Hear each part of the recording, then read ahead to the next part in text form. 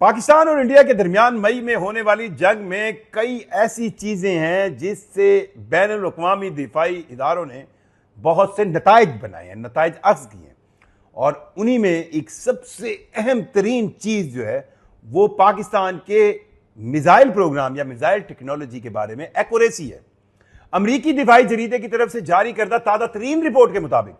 पाकिस्तान ने अपने जो मिसाइल बनाए हैं जिनकी रेंज 2000 किलोमीटर तक है, और ये रेंज 2000 किलोमीटर तक रखी इसलिए गई है कि इंडिया की जो मशरक, पाकिस्तान का मशरक है, उसी में उनका टारगेट इंडिया है। मगरब में जाने का उनका कोई पाकिस्तान के इरादे भी नहीं है। तो मशरक में 2000 किलोमीटर की रेंज में इंडिया के पूरे हिस्से को कवर करने की मिसाइल टेक्नोलॉजी में जो मुख्तलिफ मिसाइल प्रोग्राम्स हैं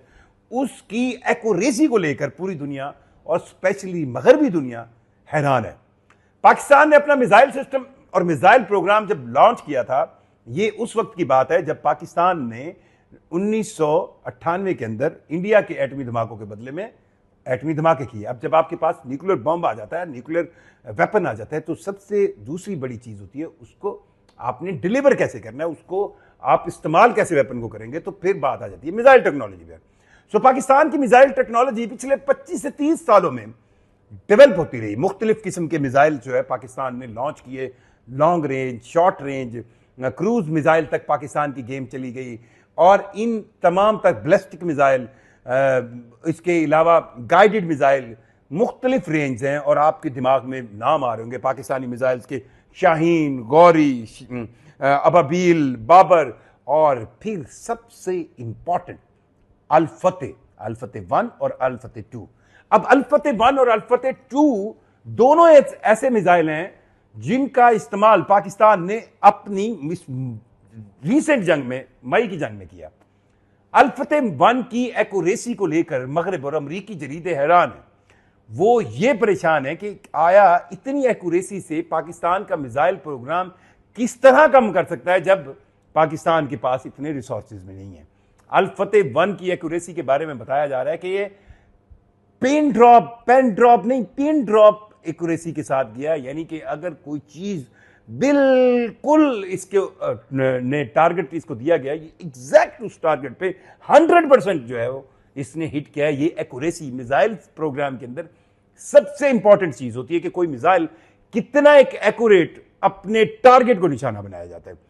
अल फतेह 1 कैसे बना और क्यों बना, इसकी भी एक कहानी है। 2003 के अंदर जब सदर परवेज मुशर्रफ के दौर में पाकिस्तान और इंडिया के दरमियान फौजी तौर पर मामला बहुत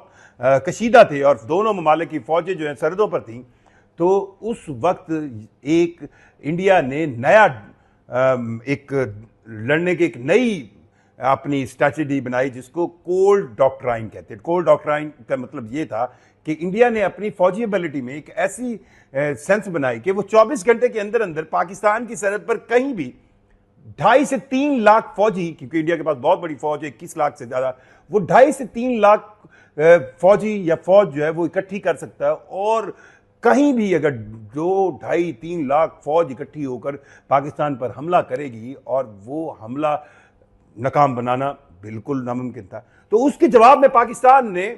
इस कोल्ड डॉक्ट्राइन का जवाब में अल फतेह मिसाइल को डेवलप करना शुरू किया था। ये एक ऐसा मिसाइल है, अभी तो जो इस्तेमाल हुआ है ये बिल्कुल सिंपली कन्वेंशनल सेंस में इस्तेमाल हुआ है, पर ये एक ऐसा मिसाइल था। और साथ साथ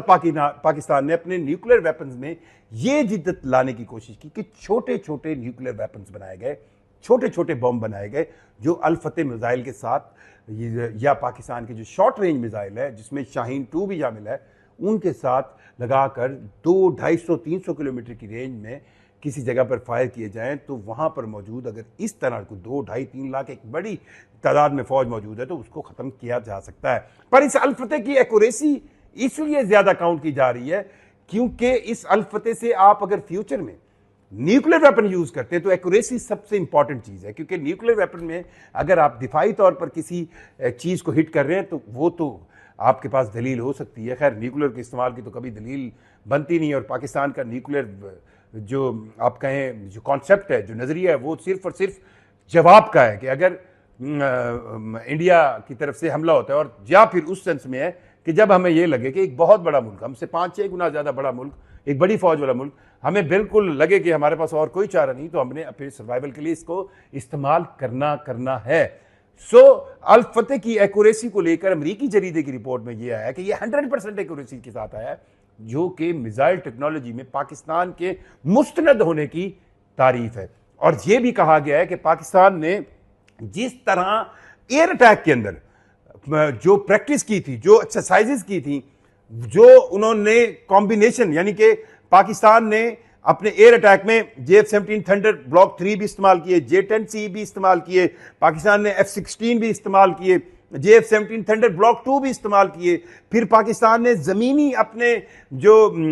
रडार थे उनके साथ कोलैबोरेट करके एक ऐसा कॉन्सेप्ट बिल्ड किया कि पाकिस्तान दुश्मन के जहाज लॉक कोई और जहाज करता था, J-10C से लॉक किए जाते थे, फायर JF-17 थंडर करता था, नीचे से नेविगेशनल सिस्टम उनको ये गाइड करता था कि वो अपने रडार बंद करके किस तरह करें। तो ये वो सरप्राइजिंग एलिमेंट्स थे जो तमाम मिलके एक ऐसा कॉम्बिनेशन, एक कॉम्बैट ऑपरेशन बनाते हैं जिसको रोकना भारत के पास इस वक्त नामुमकिन ही है। वो एक ऐसा गैप बन गया जिसको अब इंटरनेशनल इदारे बाकायदा मॉनिटर कर रहे हैं कि ये कितना बड़ा फर्क बन गया है। और ये भी कहा जा रहा है कि कई टारगेट जो दिफाई टारगेट थे भारत के अंदर, जब अल फतेह मिसाइल से पाकिस्तान ने 9 मई को हमला किया था, तो अल फतेह मिसाइल फायर तो जमीन से हुए, जमीन से जमीन पर मार करने वाले थे, लेकिन उनकी नेविगेशन जो है पाकिस्तान एयरफोर्स कर रही थी। सो पाकिस्तान की आर्म फोर्सेस के दरमियान ये कोऑर्डिनेशन का कॉम्बिनेशन जो है ये भी दुनिया को हैरान कर रहा था। और सो पाकिस्तानी मिसाइल की एक्यूरेसी, अल फतेह की एक्यूरेसी लेकर दुनिया के जरीदे और ख़ास तौर पर मगरबी जरीदे अब तारीफ़ कर रहे हैं, और वो ये कह रहे हैं कि ये मिसाइल प्रोग्राम इतना एक एक्यूरेट है जिसने दुनिया में जितने भी अभी, अच्छा फिर देखें, जंगों के नुकसान ही होते हैं, किसी तौर पर आप उसको जस्टिफाई नहीं करते थे, लेकिन जंग कहीं ना कहीं एक चीज का और भी सबूत होती है कि आप अपने पीस अमन के दौर में जितनी मर्जी एक्सरसाइजेज कर रहे हैं वो एक्सरसाइज ही काउंट होती है। जंग ओरिजिनल एक ऐसी सिचुएशन होती है जिसमें आपका परफॉर्म करना ही काउंट होता है। आप क्रिकेट के मैच से पहले 1000 प्रैक्टिस कर लें, मैच ही मैच होगा, चाहे आप प्रैक्टिस के अंदर 3 सेंचुरियां दाग दें, आपने मैच के अंदर 3 रन बनाए हैं या 300 रन बनाए, ये और